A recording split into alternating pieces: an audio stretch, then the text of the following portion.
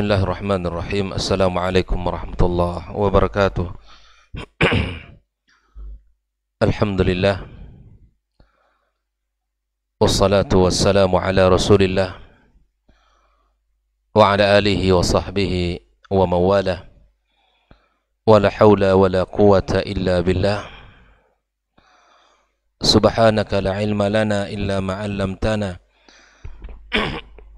Innaka antal alimul hakim.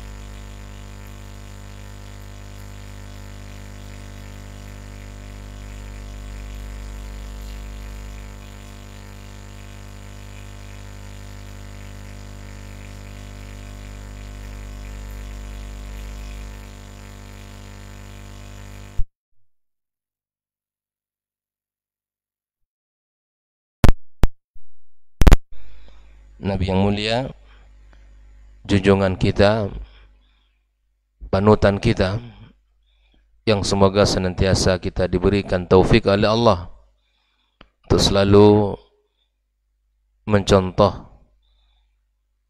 dan membuktikan kecintaan kita kepadanya dengan memperbanyak salawat serta mengamalkan sunnah-sunnahnya.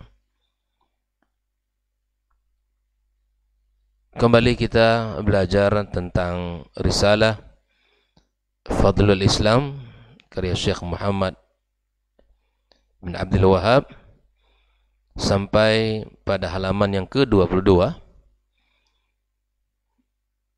masih berbicara tentang Fadlul Islam, keutamaan Islam, di mana Syekh Al-Muallif membawakan yang pertama adalah ayat-ayat Al-Quranul Karim. Setelah itu menyebutkan beberapa hadis Rasulullah sallallahu alaihi wasallam yang berbicara tentang keutamaan Islam. Kemudian menutup bab ini dengan athar sahabah. Athar dari sahabat Nabi sallallahu alaihi wasallam. Pagi kemarin kita sudah membaca satu athar yang dinukil dari Ubay ibnu Ka'ab radhiyallahu ta'ala an. Kemudian pagi ini kita akan menyempurnakan pembahasan tentang Fadlul Islam dengan membaca athar yang dibawakan oleh muallif kitab di dalam kitab ini, wa an Abi Darda radhiyallahu anhu, dari sahabat Nabi yang mulia Abu Darda radhiyallahu taala an. Qala, dia berkata, ya habbadha naumul akyasi wa iftaruhum. Ya habbadha naumul akyasi wa iftaruhum. Alangkah baiknya, alangkah indahnya tidurnya orang-orang yang pintar dan lagi cerdas, dan kondisi di mana tidak berpuasanya mereka. Kaifa ya'ibuna sahar al-hamqa wa sawmahum. Bagaimana mereka mencela bergadangnya orang-orang yang bodoh, al-hamqa, wa sawmahum, dan puasa mereka. Maksudnya apa? Maksudnya adalah ada orang-orang yang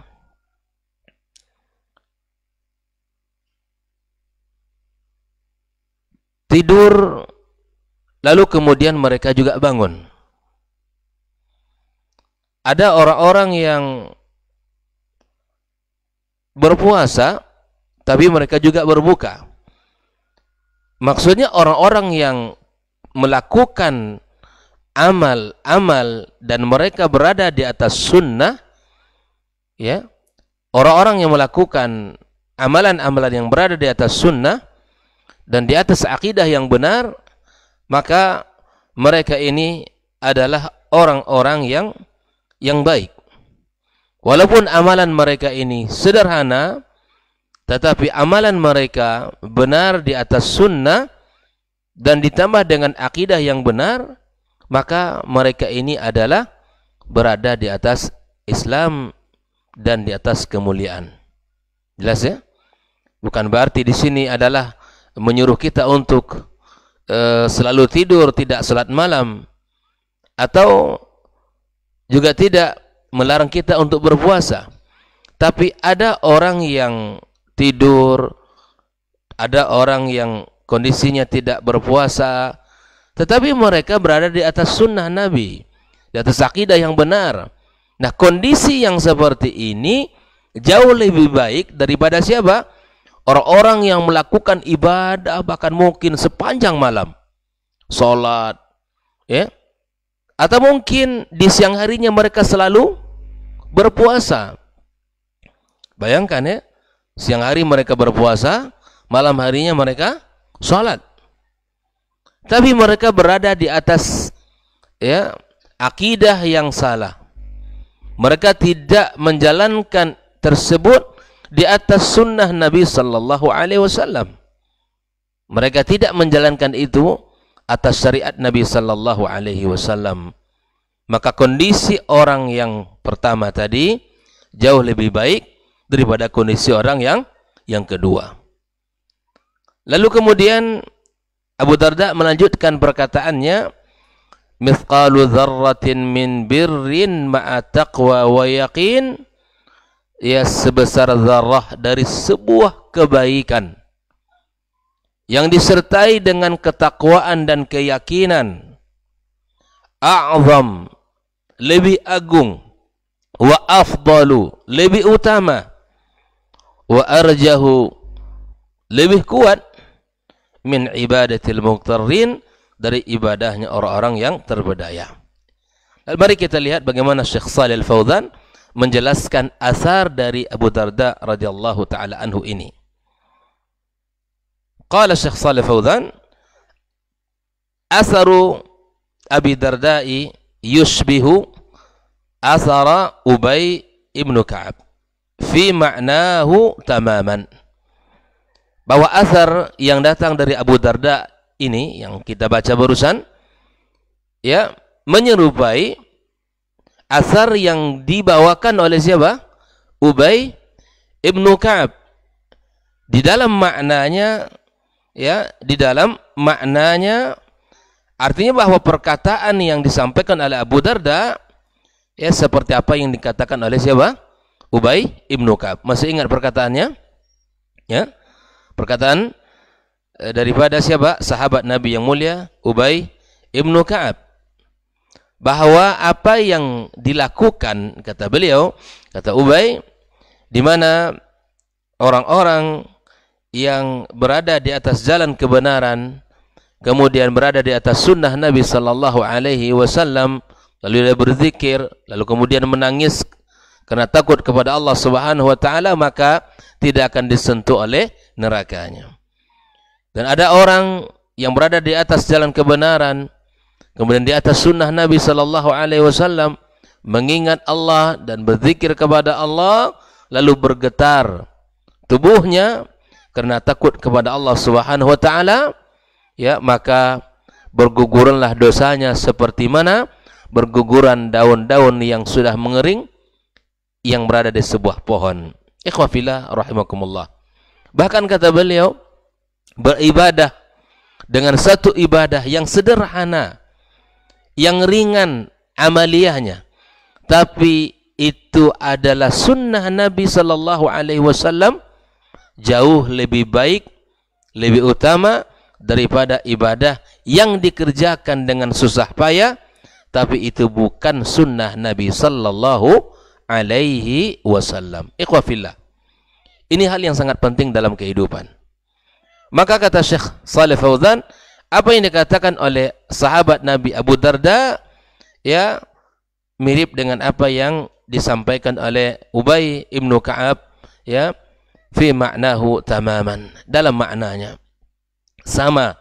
Pesan yang disampaikan oleh Ubay adalah juga sama pesan yang disampaikan oleh Abu Darda radhiyallahu taala anhu. Anna sahibal aqidati sahihah, orang-orang yang memiliki akidah yang benar, wa in kana naiman, meskipun dia dalam kondisi tidur, fahuwa khairun min sahibil aqidatil fasidati wa in kana qa'iman yusallin nafilah. Orang yang akidahnya benar, tauhidnya benar, kemudian dia dalam kondisi tidur, itu jauh lebih baik dari siapa?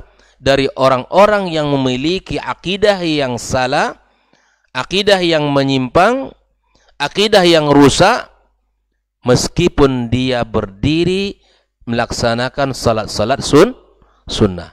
Bisa dipahami ya? Inilah keutamaan orang yang berada di atas sunnah Nabi sallallahu alaihi wasallam. Inilah keutamaan orang yang berada di atas akidah yang benar.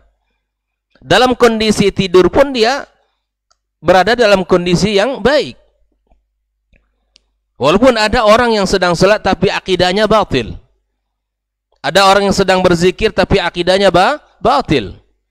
Tidak dituntun oleh syariat, tapi dialah kerjakan. Anda yang berada di atas sunnah ini jauh lebih baik daripada mereka yang melaksanakan satu amalan tapi kemudian itu bukan tuntunan dari Rasulullah sallallahu alaihi wasallam. Ikhwah fillah rahimakumullah. Wa sahibas sunnah fi naumihi wa fi iftarihi wa ala khair. Orang-orang yang berpegang teguh di atas sunnah, berada di atas sunnah, dalam kondisi, dalam keadaan tidurnya, dalam keadaan dia tidak berpuasa, itu berada di atas kebaikan. Wasahibal bid'ah, orang-orang para pelaku bid'ah, fi saharihi, dalam bergadangnya dia, ya, wa fi saumihi, dalam puasanya dia, ala syarrin, berada di atas keburukan. Kenapa demikian? Li'annahu yasiru ala ghairi hudan, karena dia berada di atas jalan bukan jalan petunjuk Nabi sallallahu alaihi wasallam. Jelas ya? Betapa beruntungnya orang-orang yang berada di atas sunnah Nabi sallallahu alaihi wasallam, dan betapa meruginya orang-orang yang melenceng dari sunnah Nabi sallallahu alaihi wasallam. Ikhwah fillah rahimakumullah. Ini adalah asar perkataan para sahabat yang mulia, ikhwah fillah. Bukan mereka-mereka belakangan hidup seperti kita. Ini perkataan mereka para sahabat yang telah mendapatkan legitimasi dari Nabi sallallahu alaihi wasallam. Nabi mengatakan apa tentang mereka? Khairul quruni qarni. Mereka ini sebaik-baik qurun, sebaik-baik masa dari generasi ini. Dari generasi umat Muhammad SAW, mereka itu yang mengatakan perkataan ini siapa? Mereka sahabat-sahabat Rasulullah SAW, yang tentunya bukan perkataan biasa, bukanlah perkataan ya tanpa makna, tapi perkataan yang penuh dengan makna, yang penuh dengan arti, yang sangat bermanfaat dalam kehidupan kita. Makanya ikhwah fillah rahimakumullah, inilah saatnya kita bersama-sama berusaha untuk kembali kepada sunnah Nabi sallallahu alaihi wasallam dan berpegang teguh kepadanya sebagaimana pesan Nabi kita alaihi salatu wassalam, dan kita berusaha untuk menjauhi perkara-perkara bid'ah dalam urusan agama kita agar kita selamat, agar kita menjadi orang-orang yang beruntung di sisi Allah Subhanahu wa taala. Nah, ikhwah fillah rahimakumullah, setelah Syekh Muhammad Ibn Abdul Wahab mengakhiri pembahasan tentang fadlul Islam dengan menukilkan asar dari Ubay bin dari asar dari Abi Darda radhiyallahu taala anhu, maka dengan demikian berakhir pembahasan tentang bab fadlul Islam. Berakhir bab tentang pembahasan fadlul Islam. Yang intinya bahwa bab fadlul Islam ini, bab tentang keutamaan Islam itu, yang pertama intinya bahwa di mana betapa beruntungnya orang-orang yang memiliki akidah yang sahih. Akidah yang dibangun di atas kitab Allah dan sunnah Rasul sallallahu alaihi wasallam. Yang kedua, betapa beruntungnya mereka-mereka yang berada di atas sunnah Nabi sallallahu alaihi wasallam. Dan betapa celakanya orang-orang yang melenceng dari sunnah Nabi sallallahu alaihi wasallam. Yang ketiga, bahwa kalau kita ingin amalan ini diterima Allah Azza wa Jalla, maka penuhilah dua hal di mana kita harus mengikhlaskan ibadah kita kepada Allah, dan yang kedua, kita harus ittiba kepada Nabi kita sallallahu alaihi wasallam. Maka kalau demikian kita jaga, kalau demikian kita selalu hidupkan dalam kehidupan, insyaallah kita berada di atas fadlul Islam dan di atas agama yang mulia ini. Taib ikhwah fillah rahimakumullah, kita memasuki pembahasan bab yang kedua dari kitab ini. Bab yang kedua ini adalah tentang bab ad-dukhul fil Islam. Bab anjuran untuk masuk ke dalam agama Islam. Bab keutamaan untuk masuk ke dalam Islam, agama yang mulia ini. Ikhwan fillah rahimakumullah. Artinya bahwa setelah kita membahas tentang keutamaan, maka bab yang kedua yang paling cocok adalah di mana bab pembahasan tentang sudah seharusnya kita masuk kepada Islam. Ya, anjuran untuk kita masuk kepada Islam ini. Lalu kemudian muallif kitab menukilkan ayat firman Allah Subhanahu wa taala di dalam surat Ali Imran ayat 85, ya. Wa qaulullahi tabaraka wa taala wa man yabtaghi ghairal islami dina falan yuqbala minhu wa huwa fil akhirati minal khasirin. Beliau muallif kitab mengawali pembahasan bab ad-dukhul fil Islam menukilkan ayat yang mulia ini, ayat yang Allah sebutkan bahwa barang siapa yang mencari Islam, barang siapa yang mencari agama selain agama Islam, maka tidak akan diterima Allah Subhanahu wa taala, maka dia termasuk di akhirat kelak orang-orang yang merugi. Mari kita lihat ya perkataan Shalih Al-Fauzan di dalam penjelasan bab ad-dukhul fil Islam ini. Ya, qala radhiyallahu ta'ala an, maksudnya adalah Syekh, bab ad-dukhul fil Islam, bab ya anjuran untuk masuk ke dalam agama Islam. Lamma dzakara fadl al-Islam, tatkala Syekh menyebutkan ya keutamaan-keutamaan tentang Islam, dzakara at-targhiba fi ad-dukhul fi, maka kemudian dia membahas suatu pembahasan anjuran untuk masuk ke dalam Islam. Kata beliau, kata Syekh Shalih Al-Fauzan, fal Islamu, bahwa Islam alladzi hadhihi mazayahu, yang memiliki keutamaan seperti ini, yang memiliki keistimewaan seperti ini, wa hadhihi fadailuhu, yang ini merupakan keutamaan-keutamaannya. Apa kata beliau? La yaliqu bi'aqilin ayarfudahu, tidak pantas bagi orang yang berakal untuk menolak Islam ini. Kalau kita sudah tahu begini besar keutamaan Islam, begitu besar keagungan Islam, maka bagi orang yang berakal tidak layak untuk menolak Islam. Tidak pantas bagi orang yang berakal untuk menolak Islam. Wa alla yadkhula fi, dan tidak pantas pula ya bagi orang yang berakal untuk tidak masuk ke dalam Islam. Idza kana yuridun najata li nafsi, kalau dia ingin keselamatan untuk dirinya. Bayangkan, setelah kita membahas ayat-ayat, setelah kita membahas hadis-hadis Nabi SAW dan asar sahabat, maka tidak pantas bagi orang untuk tidak masuk kepada Islam. Nah, lalu kemudian Syekh Shalih Fauzan menjelaskan ayat yang dibawakan oleh muallif kitab, ya, wa may yabtaghi ghairal islami dina fala yuqbala min falladzina yaqulun, orang-orang yang mengatakan, kata Syekh Shalih Fauzan, innahum ala dinin, mereka sesungguhnya berada di atas agama. Arti orang-orang yang berada di atas selain Islam, ada yang mengatakan mereka itu berada di atas agama. Wa innahum ya'rifun Allah, mereka juga tahu dengan Allah.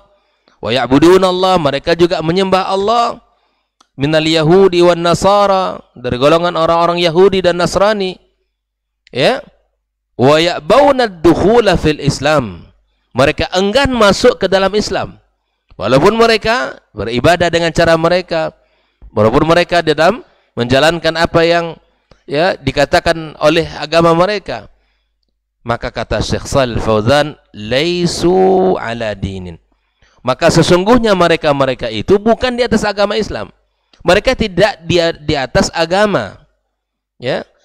Li'annahum ala dinin mansukhin intahal amalu bihi, karena mereka sedang berada di sebuah agama, keyakinan yang sudah dihapus.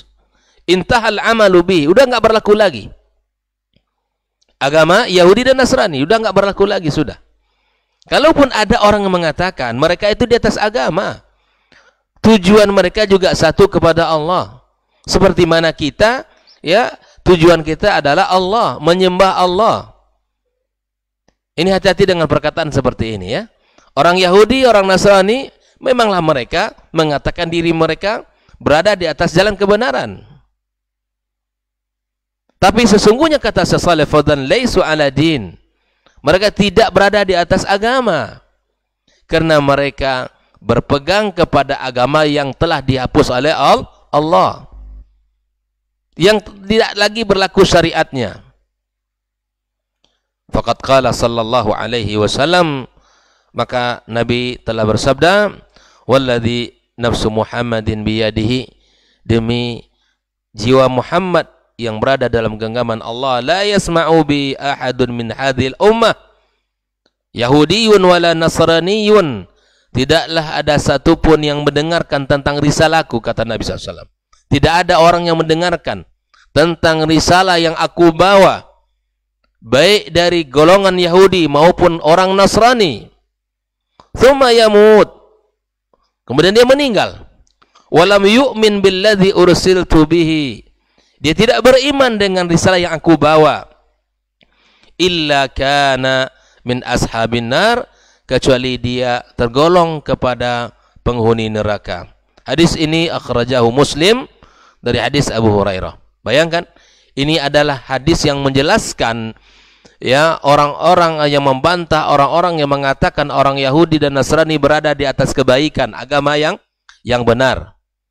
Ini adalah bantahan kepada mereka. Nabi telah mengatakan, tidak ada dari golongan Yahudi dan Nasrani yang telah mendengarkan risalah yang aku bawa, tapi dia tetap tidak beriman kepada risalah yang aku bawa ini, maka kalau dia meninggal menjadi penghuni neraka.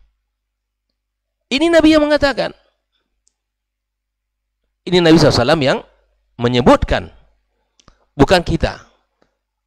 Tapi Nabi SAW, sahibus syariah, yang menjelaskan kedudukan mereka itu sendiri. Ikhwafillah rahimakumullah. Wa qala alaihi salatu wassalam, Nabi juga mengatakan dalam hadis yang lain, kullu ummati yadkhulunal jannata illa man aba, seluruh umatku masuk ke dalam surga kecuali orang-orang yang enggan. Enggannya seperti apa?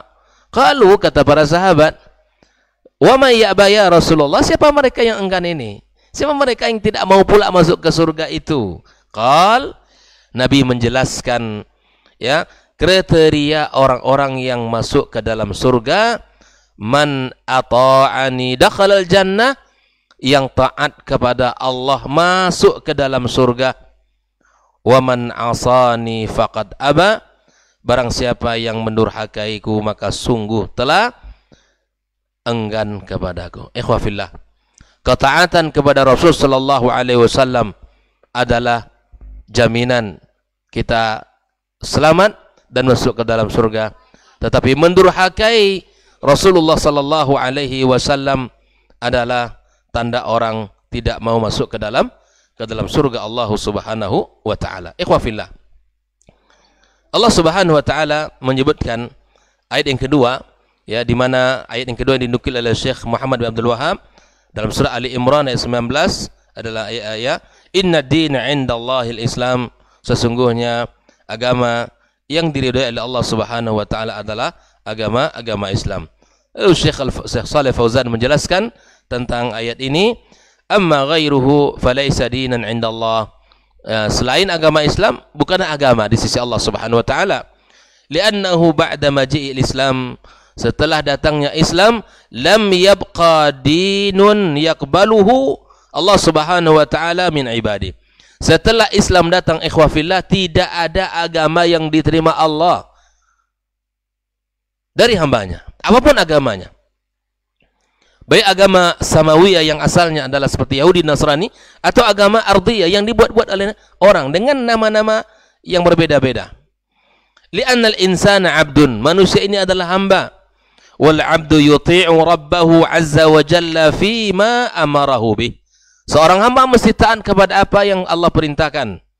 Wallahu amaraka an tadkhula fil Islam. Allah menyuruh kita untuk masuk ke dalam Islam. Fayajibu 'alaika ad-dukhulu fil Islam ta'atan lillahi 'azza wa jalla. Maka wajib bagi engkau untuk masuk kepada Islam sebagai bentuk ketaatan kita kepada Allah Subhanahu wa taala. Li'annal wajiba, yang wajib itu apa? Ittiba'ul amri lattiba'al hawa. Yang wajib bagi setiap kita mengikuti perintah-perintah Allah, mengikuti perintah-perintah Nabi SAW, tidak mengikuti hawa nafsu. Itu yang wajib. Fahadha Umar bin Khattab. Lihatlah bagaimana kisah sahabat Nabi yang mulia Umar bin Khattab radhiyallahu ta'ala anhu, indama qabbal al-hajar al-aswad. Ketika dia mencium hajar aswad. Hajar aswad, ya. Qala, dia berkata, wallahi inni la a'lamu annaka hajarun. Sesungguhnya saya tahu ini adalah batu. Kamu adalah batu. La tadru wa la tanfa. Yang tidak bisa memberikan mudarat dan juga tidak bisa memberikan manfaat. Lihat perkataan Umar ini, ya. Walaula anni ra'aitu Rasulullah yuqabbiluka ma qabaltu. Kalaulah bukan karena aku melihat Rasulullah sallallahu alaihi wasallam menciummu, aku takkan cium. Dari sini bisa dipahami bahwa yang menjadi apa yang dilakukan sebab Umar mencium hajar itu karena Nabi mencium. Maka kata Syekh Shalih Fauzan, fatakbirul hajari laisa ibadatul hajar.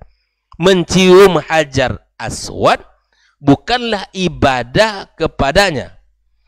Wa innama huwa ibadatun lillahi ta'ala. Sesungguhnya mencium itu adalah bentuk ibadah kepada siapa? Allah Subhanahu wa taala. Ya. Jadi ada orang yang meragukan, kenapa pula batu hajar aswad dicium? Ya. Bahkan hari ini pakai bayar pula. Gitu. Ada orang-orang yang menjadi mencari rezeki pula di situ. Ini orang Indonesia juga. Jadi kalau kita di Mekah, di saat kita tawaf, nanti akan ada orang-orang sindikat-sindikat, gitu ya, yang ya mencoba untuk membawa kita seakan dia berkhidmat, menawarkan kebaikan. Tapi itu sesungguhnya mereka ini mencari uang. Ini ada. Ya, kalau ada di antara ikhwan nanti yang pergi umroh, gitu kan, keliling tawaf, ya, tawaf. Nanti dia ada yang menawarkan, Pak, Bu, mau mencium hajar aswad. Orang kita, orang Indonesia, abaikan saja itu. Mereka berdiri di situ itu bukan untuk tawaf sunnah, bukan. Tapi mencari orang-orang Indonesia yang mau ditolong untuk mencium hajar aswad. Setelah itu diminta bayarannya. Nah, ini tidak ada. Nah, perbuatan kita mencium hajar aswad bukan ibadah kepada batu itu, Tapi ibadah kepada siapa? Allah Subhanahu wa taala. Sama kata Saleh Fauzan, wa tawafu bil Ka'bah. Kita tahu mengelilingi Ka'bah. Ka'bah laisa ibadatan lil Ka'bah. Bukanlah sebuah ibadah yang kita berikan untuk Ka'bah itu. Kita tawaf 7 keliling, bukan tawaf untuk Ka'bah itu. Wa innama huwa imtithalu li amrillah, kita menjalankan perintah Allah azza wa jalla wa ibadatan lahu, dan sebagai ibadah kepada Allah. Fasya'nu yaduru ma amrillahi wa syar'i, maka kata kuncinya berada di atas perintah Allah dan syariatnya. Ikhwas, jelas ya bahwa kita melakukan sesuatu itu bukan seperti mencium hajar aswad atau bertawaf di Ka'bah, gitu kan? Bukan untuk hajarnya kita ibadah, bukan untuk Ka'bah, tetapi Rabbul Ka'bah kita beribadah, tawaf di situ. Ya. Wala i'tirada 'ala dzalik. Faqad i'tarada iblis 'ala amrillah, iblis menolak ya perintah Allah. Fakana masiruhu at-tardu wal ib'adu wal la'natu wal ghadab, maka ujung dari kehidupannya apa? Dia ditolak, dijauhkan dari rahmat Allah, dilaknat dan dimurkai oleh Allah Subhanahu wa taala, wal iyadzu billah. Nah, inilah bahwa ketika kita sudah tahu tentang fadlul Islam, maka kita masuk kepada agama Islam, agama yang diridai oleh Allah Subhanahu wa taala. Kalau begitu, pemahaman yang kamu ini adalah orang yang radikal. Kalau begitu, kamu pemahaman orang yang kalau hanya meyakini agama yang paling benar adalah agama kamu sendiri. Ini bukan masalah radikal dan tidaknya, ikhwafillah. Ini adalah sebuah keyakinan yang kita yakini dari kitab suci kita. Ya, Allah yang mengatakan, Allah yang menciptakan kita, Allah yang mengatakan demikian. Kita berbicara hidup di negeri ini, ada pula pembahasannya. Ya, memang kitalah orang-orang yang bebas untuk memilih dalam turut undang kita. Ya, silakan dipilih agama apa yang Anda suka, agama apa yang Anda yakini. Tapi kita sedang berbicara pada konteks orang-orang beriman, orang-orang Islam, bahwa kita berada di atas agama yang benar. Maka kita mohon kepada Allah Subhanahu wa taala, kita diberikan Allah ya, kekuatan, semangat, istiqamah, penjagaan dari Islam ini, sehingga tidak ada satupun dari anak keturunan kita yang melenceng dan anak keturunan kita yang melepaskan agama yang mulia ini. Ikhwafillah rahimakumullah. Inilah pembahasan kita pagi ini setelah membahas asar dari Abu Darda radhiyallahu taala anhu yang menyebutkan betapa beruntungnya mereka orang-orang berada atas sunnah Nabi SAW, tidurnya ya, kemudian tidak berpuasanya, tetapi itu sunnah. Ini bukan berarti tidak pernah tidak mesti kita salat malam, bukan. Tidak mesti pula kita tidak perlu puasa sunnah, bukan. Babnya apa? Pembahasannya ketika Anda sedang tidur atau tidak berpuasa atau sedang berzikir, salat malam ataupun puasa sunnah, di saat berada di atas sunnah Nabi, perintah Nabi, itu adalah kebaikan yang tidak ada tandingannya. Di satu sisi ada orang yang juga ibadah, kemudian salat malam, puasa, tapi berada di atas akidah yang batil, kemudian dia bukan syariat Nabi SAW, maka itu adalah kerugian, karena tidak akan dipandang Allah Subhanahu wa taala. Oh, kalau begitu antum adalah seperti orang yang memegang pintu surga. Bukan. Kita sedang memegang pintu surga. Kita sedang berikhtiar bersama-sama untuk mencari ridha Allah, yang mudah-mudahan Allah jadikan kita penghuni surga. Wa hadzal kalimat yuraddidun. Ya, inilah kalimat yang sering mereka, ya, seakan kamu adalah kamu yang paling benar, seakan kamu adalah orang yang sudah memegang pintu surga, yang lain tidak masuk surga. Bukan begitu babnya. Kita sedang menginginkan kebaikan untuk diri kita dalam agama ini. Jelas ya? Kita sedang menginginkan kualitas terbaik untuk keyakinan kita. Ya.